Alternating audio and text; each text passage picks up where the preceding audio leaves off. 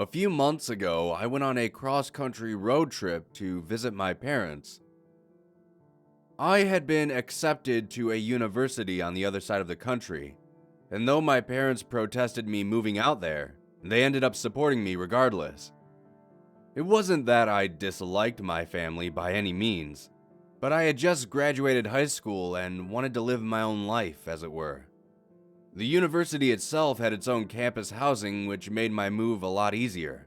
I didn't have to stress out looking for a place to live. The dorm was small, but it was enough for everything I needed. People would ask me if I regretted moving so far away from my friends and family, but I'd always say no. I even met my girlfriend at the school, and we've been dating for my entire term there. As the years went by, even though I loved visiting her dorm, we decided to get our own place together in the city. Nothing lavish, just a small one-bedroom apartment. We loved living in the city. Yeah, it can be loud at times and the traffic is an absolute nightmare. But other than that, we truly loved it. My girlfriend actually graduated college a year before me, even though I'm a year older than her.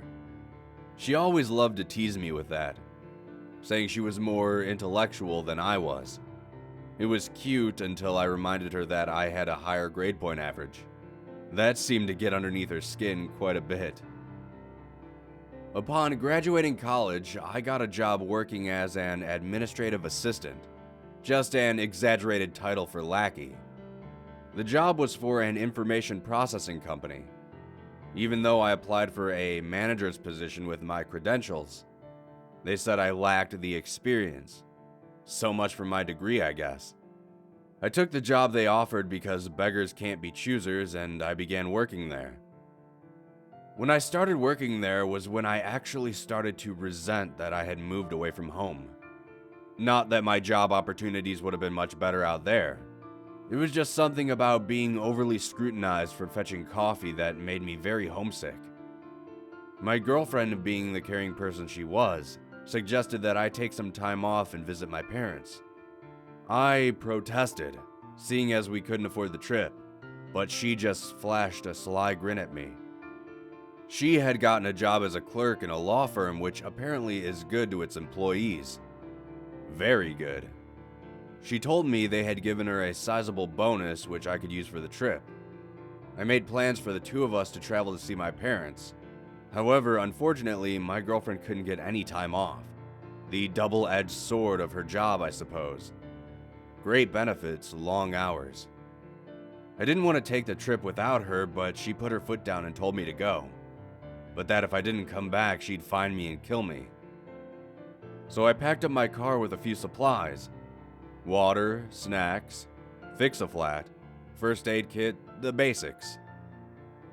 I kissed my girlfriend before getting into the car, and for some reason I had a deep sinking feeling in my stomach as I pulled out of the driveway and getting onto the road. But it quickly passed. The first half of the drive was uneventful, though the sights I got to see along the way were amazing. I even pulled over to the side of the road to look at a breathtaking sunset that looked as if a bomb had been set off in the sky. I was halfway through Nebraska when my car was starting to run low on fuel. The sun was dipping low in the sky, so I figured I could fill up my tank and find a place to sleep for the night. Though, for some reason, as I drove along, the sun seemed to be setting quicker and quicker. I had been driving for a few miles and I hadn't seen a single sign for a gas station anywhere. Light turned to dark before I saw the sign in the distance. It was your average blue highway sign that said gas station, next exit. So naturally, I exited. Watching the lights from the highway disappear in my rear view was definitely ominous, but I tried to push the thought out of my mind. The further I drove down this narrow side road, the more tense I was becoming. I should have seen the gas station by this point, but all that lay ahead of me was darkness. I continued for another 10 minutes before I saw something, or rather, someone, standing on the side of the road, underneath a lone street lamp. The lamp itself looked to be some kind of beacon in the night. As I drove closer and got a better look at the person, I almost couldn't believe my eyes.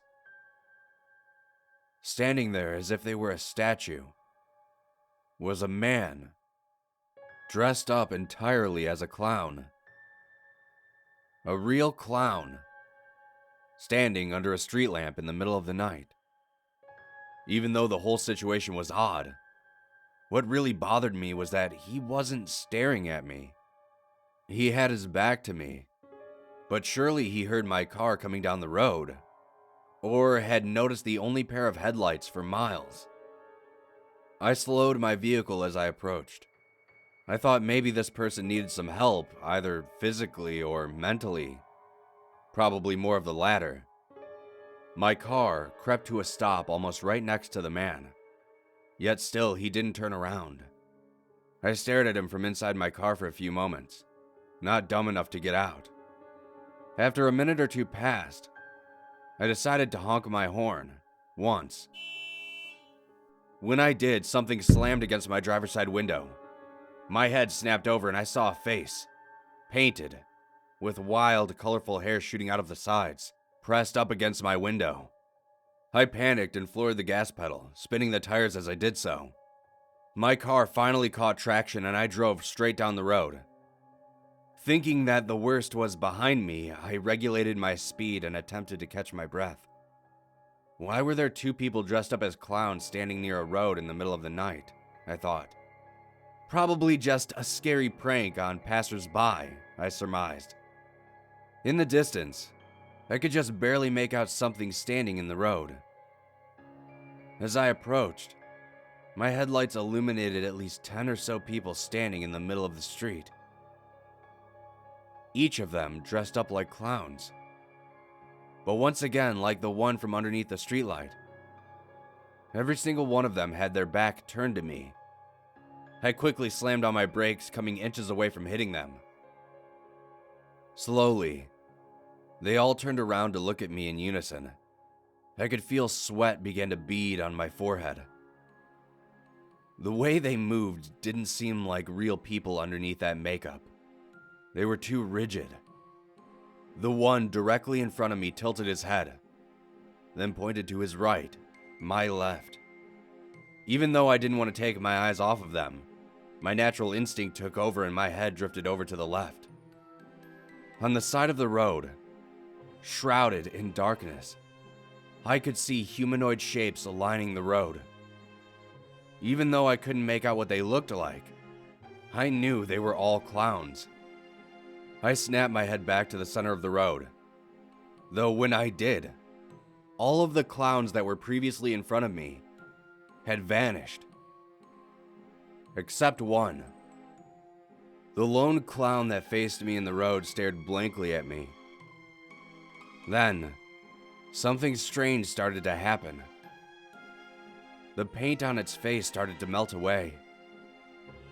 Reds and whites and blues started to run down its face onto its colorful clothes. Its eyes started to roll back into its skull. The clown then began to shuffle towards my car with arms outstretched. I finally came back to my senses and put my car in reverse. I drove backwards as fast as I could before spinning my car around and almost losing control in the process. I sped back the way I came, and I noticed my gas light blinking furiously as I drove.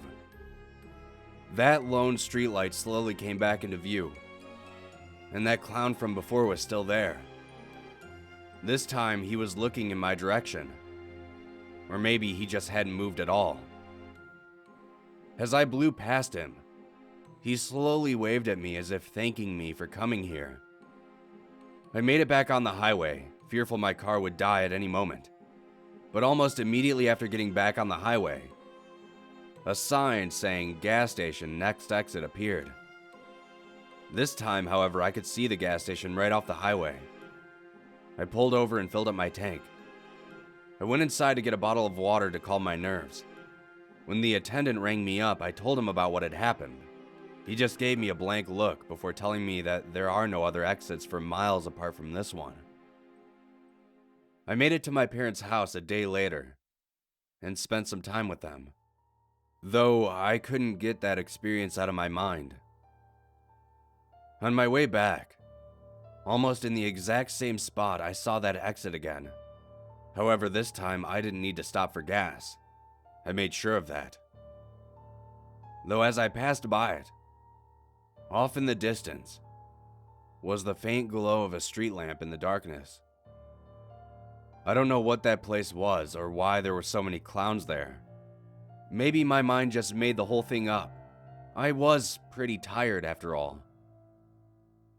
Although, when I finally made it back home, I noticed something strange when I opened my trunk. Inside was a small card with colorful writing on it, sitting on top of my bags. The card read, "Thanks for stopping by. We'll see you again very soon." This freaked me out because when I made it to my parents', I had taken my bags out of my trunk and there was nothing else inside of it. It had to have been put in there sometime during my trip back, but I didn't stop anywhere near where that exit was.